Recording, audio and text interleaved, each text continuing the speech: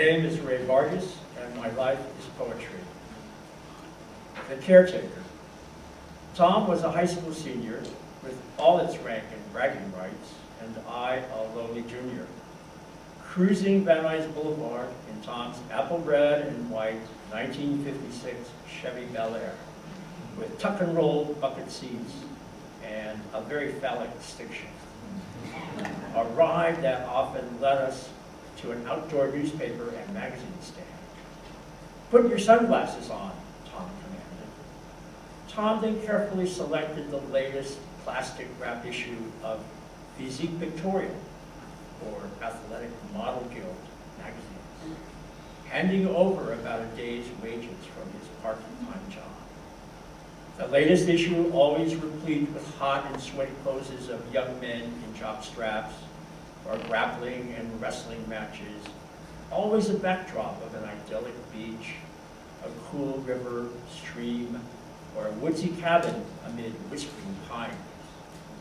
While some boys collect stamps, butterflies, and coins, Tom's prized collection were these forbidden tabloids of blustery, unapologetic flesh. Keep the magazines at your house, Tom announced. His older, aloof sister, Judy, seemed too far inquisitive of our friendship, and known to be the family tattletale, this collection could find safe harbor with me. What a gift! My own library of endless hours of naked ejaculation and arousal. I carefully hid the magazines between the mattresses of my bed and kept a few tucked in my pillowcase. Mother's housekeeping included an annual ritual of flipping and reversing my bed mattress. How was I to know? Holy crap. An unceremonious, premature coming out. The great revelation. She placed them in a paper bag at the foot of my bed. Not a word of it was spoken at the dinner table as I squirmed and fiddled with the meal, my own last supper of heterosexual pretense. A crisp fall night and a full moon, perfect for a late night drive with Tom. I, the custodian and caretaker of his treasure, bore the wounds of being its guardian. Pick me up at midnight, Tom, on the corner, and I'll be holding a burlap sack, shovel, and flashlight. What's in the bag, he asked. Silence. I found a dark, remote dirt road not far from the Angeles forest. Start digging, I told him. The burlap bag filled with his prized magazines, symbolically meeting their end of the road. Except for a few nearby howling coyotes, Tom and I were the only mourners gathered at this grave. I often think of this buried treasure. Maybe a fortunate young son has discovered it, or perhaps a future group of archaeologists. And so passed this fall in 1963. And later, I would come to appreciate this milestone in my life's journey, the many summers that followed.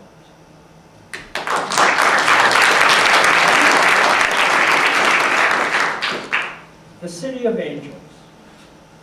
I live in the City of Angels, December 1, 2011. A howling windstorm has snuffed out streetlights and electrical power. I shower by candlelight.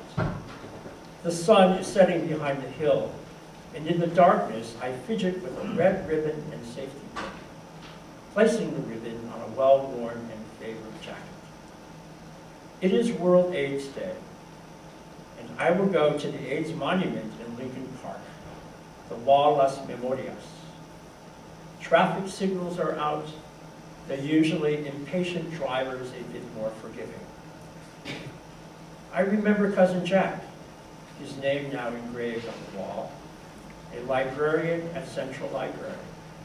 His passion was restoring his books, nearly destroyed by the 1986 library fire. Best friend and homeboy, Jason Torres, the handsome, proud East Side Brown Beret, had started his psychiatric tech career. He bragged of buying his house in El Sereno without a deposit. However, he left no clues to its secret. At his Requiem Mass, His brawny brother stood at the church door. I am speechless. We voted that you say a eulogy, they told me, then held me in their arms and wept. A full decade into the epidemic, the word AIDS had never been spoken in this Catholic parish, yet it had seized another of its sons. Stephen Gallegos, my own Wyoming Chicano cowboy and lover. He dreamed of leaving something behind. Every day, thousands on the MTA Red Line passed by his art. He died on the 4th of July, just as fireworks everywhere propelled to the sky, a spontaneous and unexpected celebration to his spirit. The journey back home from this special night, different. The darkness of the streets, lit by flickering candles and altars in the windows of houses along the road, guiding me home. I live in a city. It is the city of angels.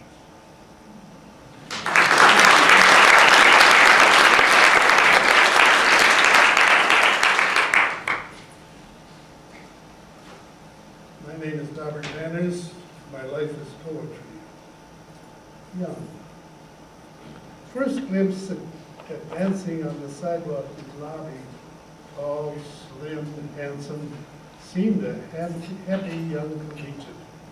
Unknown, he'd phoned if the catalog book was still stocked.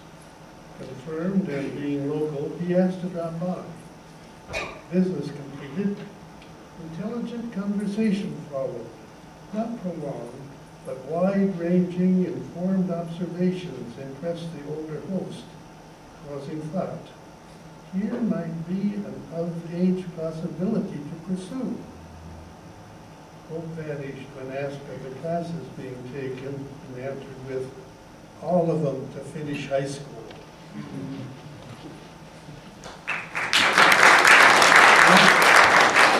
Not single.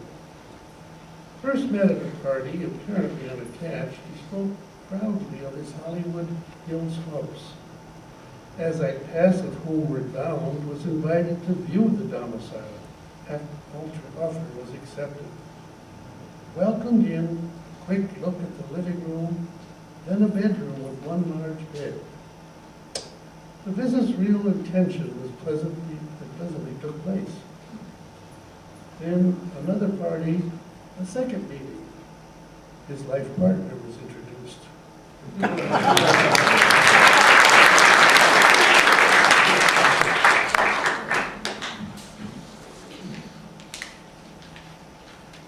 My name is Rana Meiji. My life is poetry.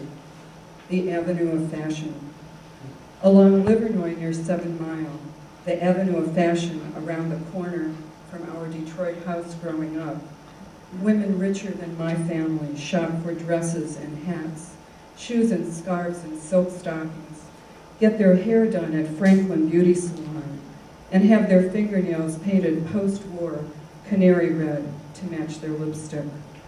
Beautiful women, rich women, the kind who spend afternoons playing bridge and don't have to work. Those women whose daughters I go to Pasteur Elementary School with, whose everyday maids take Thursdays off. And on that day, and every Thursday, their daughters go to Townhouse Restaurant for lunch. I begged my mother to let me go with them, be like those girls who live in the storied brick houses on the other side of Livernois, who get their hair done weekly, eat greasy hamburgers and French fries, play Love and Marriage on the jukebox, and talk 4 at a table on Thursdays at noon at Townhouse Restaurant before returning to Mr. Matthews' 6th grade class. Those girls, Anita, Joni, and Ellen, have money and are beautiful, wear pretty new dresses, and go around together at school. I want to be just like them. Wear the skirts and matching sweaters they wear, eat what they eat, live in their brick houses. I want to be one of them. But we're not like them, honey, my mother tells me. You shouldn't compare yourself to them. You don't need to be like them. We're different, she says. Different than those girls who live on the other side of Livernois, not our side. of the Avenue of Fashion.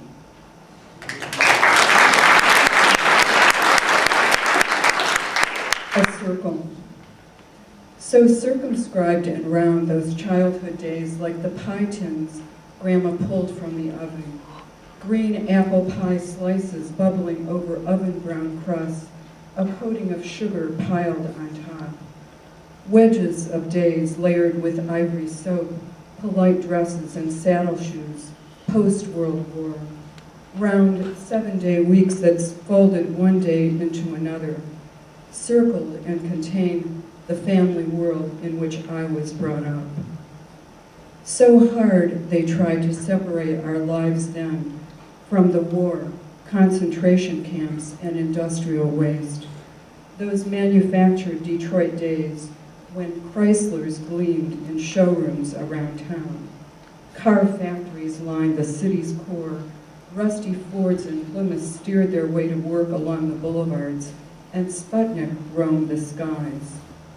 Downtown, near the Detroit River, newspapered chain-link fences held in the poor, while in red brick houses on the northwest side, behind double-paned windows, we stood safe from the cold.